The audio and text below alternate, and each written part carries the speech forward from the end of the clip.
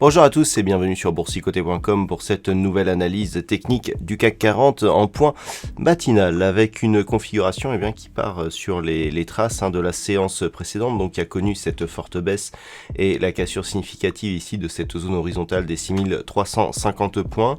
Puisque on ouvre quasiment sur les niveaux de clôture de la veille. On peut d'ailleurs noter que d'après les futurs, on est venu tester ici cette zone des 6215 points avant de marquer un rebond. Donc attention, on fragilise ici la zone de support, puisque on dit souvent que lorsqu'un niveau futur est touché avant l'ouverture, elle est en général confirmée durant la séance. Donc on verra si c'est le cas aujourd'hui.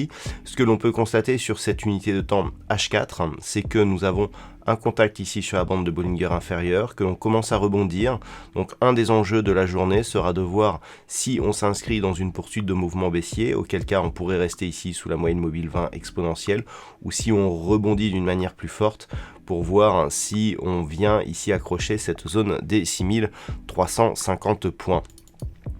Du point de vue des indicateurs techniques, on reste dans une dynamique fortement baissière ici, avec les histogrammes du MACD donc, qui évoluent d'une manière assez dynamique et donc négative. Le RSI, quant à lui, reste neutre d'un point de vue de la tendance un peu plus moyen terme. On peut constater d'ailleurs que si on accepte cette sortie ici des cours, donc au-delà de la zone des 6350 points, on s'inscrit quasiment ici dans une forme de neutralité sur le CAC 40 depuis donc le milieu du mois d'avril.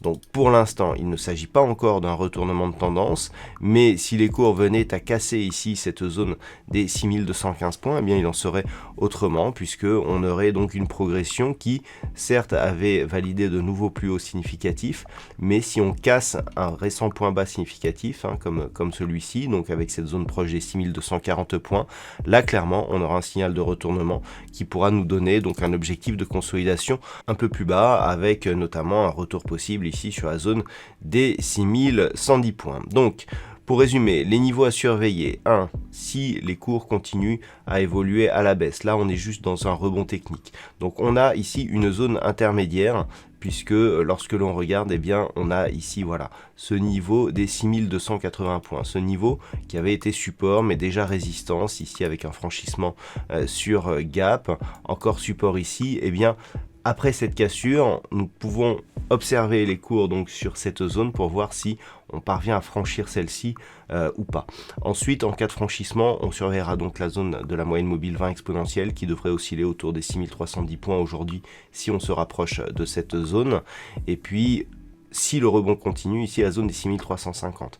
Par contre, tant que l'on reste au moins sous la zone des 6280, la zone des 6310 points, on est toujours dans une dynamique baissière qui pourrait être confirmé donc par un retour sur la bande de Bollinger inférieure, voire la zone des 6215 points. Tant que l'on reste au-dessus de la zone des 6215 points, on reste dans une forme de neutralité ici de la dynamique. Par contre, en cas de rupture de cette zone, là, on visera un objectif donc de poursuite en direction des 6110 points et on confirmera le biais baissier sur l'indice parisien, donc d'un point de vue court terme. Voilà donc ce que l'on peut dire d'un point de vue technique sur cette séance. D'un point de vue macroéconomique, alors nous avons eu le PIB anglais ce matin. Nous aurons une intervention du gouverneur de la Banque centrale d'Angleterre vers 11h.